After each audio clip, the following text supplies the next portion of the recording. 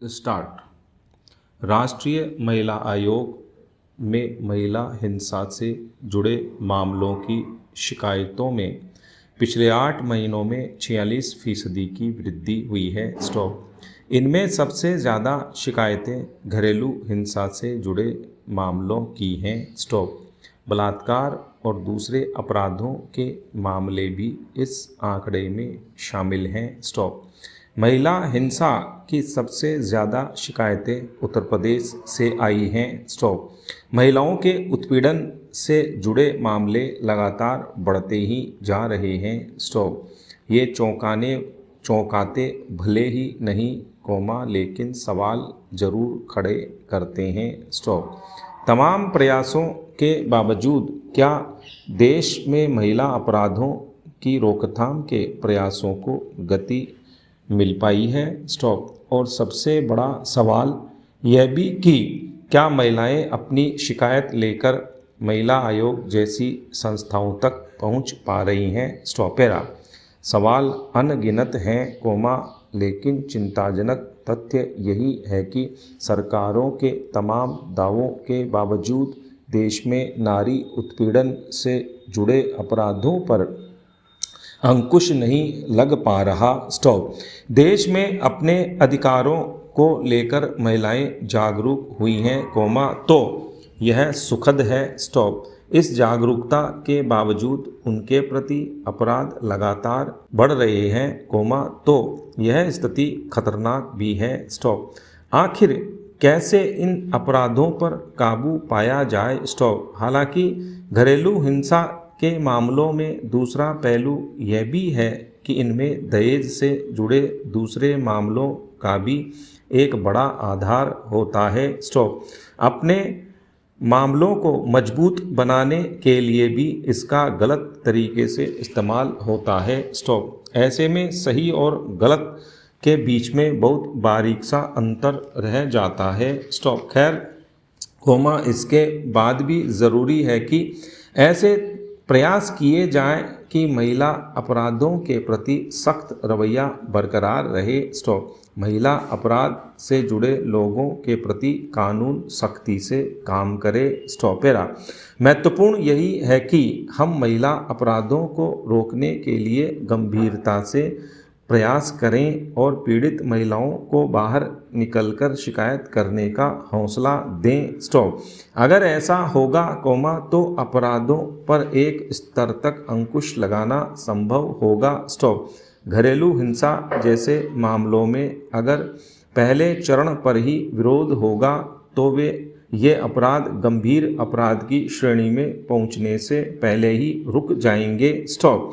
ऐसे में इन अपराधों के प्रति आवाज़ बुलंद करने वाली महिलाओं को समाज के सहयोग की ज़रूरत है। स्टॉप। सबसे बड़ा सवाल सुनवाई का भी है। स्टॉप। खास तौर से घरेलू हिंसा के मामलों में पीड़िताओं को यदि समय पर सुरक्षा और न्याय मिल पाए, तो यह भी उनके हक में सबसे बड़ा काम होगा। स्टॉप। ये काम सरकारों को ही करना है, जो महिला सुरक्षा के बड़े बड़े दावे करती हैं। स्टॉपेरा।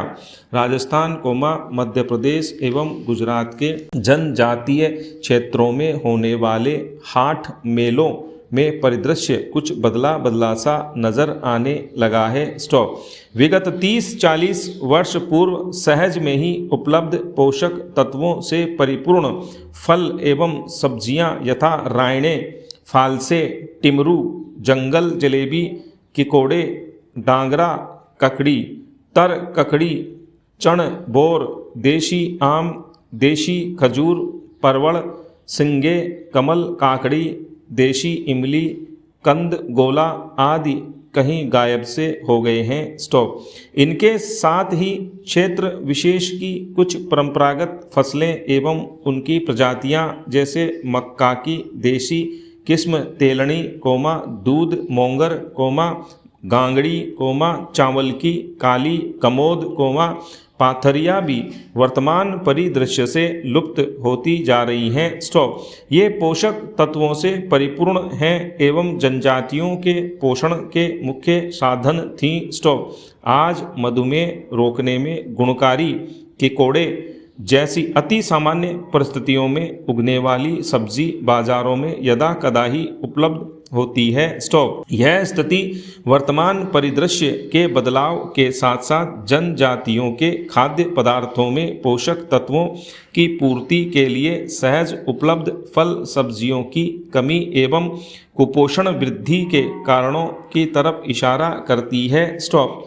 पैरा। देश में जनजातियों की कुल 104.3 मिलियन आबादी 2011 जनगणना के अनुसार निवास करती है, जिसकी 80% मध्य भारत के 8 राज्यों यथा मध्य प्रदेश, राजस्थान, गुजरात, छत्तीसगढ़, महाराष्ट्र, झारखंड, उड़ीसा एवं कर्नाटक में निवास करती हैं। स्टॉप। इनमें 5 वर्ष से कम उम्र के 40% बच्चे कम ऊंचाई एवं 16% अत्यधिक कम ऊंचाई वाले देखे गए हैं। स्टॉप। इसी तरह 23% बच्चों में बहुत अधिक दुबलापन एवं 46.8% गर्भवती और स्तनपान करवाने वाली महिलाएं एनीमिया से ग्रसित पाई गई हैं। स्टॉप। जनजातियों एवं गैर जनजातियों के बच्चों की अत्यधिक कम ऊंचाई का आकलन करें तो वह क्रमशः 16 एवं 9% है, जो जनजातीय बच्चों में कुपोषण की अधिक गंभीरता दर्शाता है। CNNS 2016 से 18 रिपोर्ट। स्टॉप। पैरा।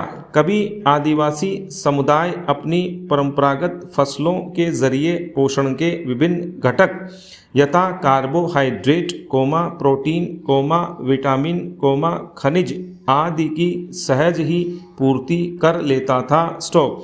विगत वर्षों में प्रति व्यक्ति अधिक आय एवं उत्पादन के लिए नकदी फसलें जैसे कपास, सोयाबीन एवं संकर मक्का जैसी एकल फसल, रासायनिक उर्वरकों, कीटनाशक, खरपतवार नाशक आदि का अत्यधिक प्रयोग हुआ है। स्टॉप।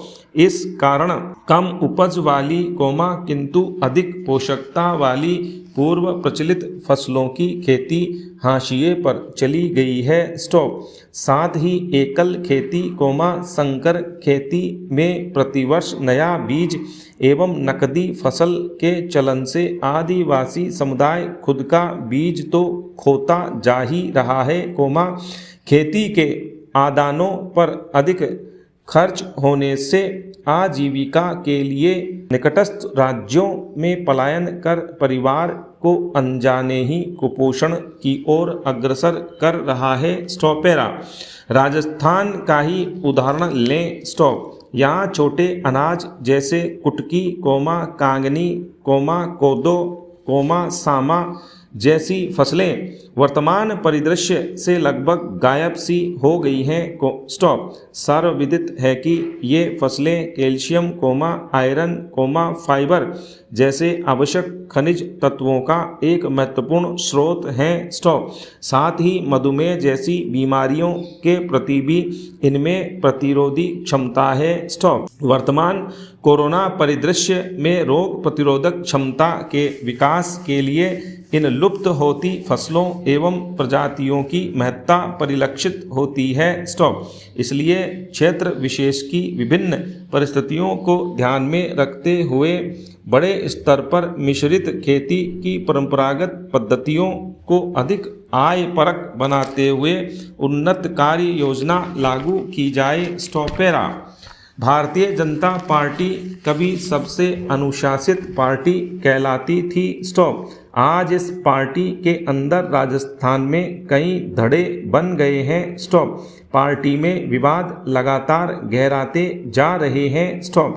पूर्व मुख्यमंत्री वसुंधरा राजे व भाजपा प्रदेशाध्यक्ष सतीश पूनिया के बीच पोस्टर विवाद अभी खत्म भी नहीं हुआ कि एक और विवाद ने जन्म ले लिया है। स्टॉप।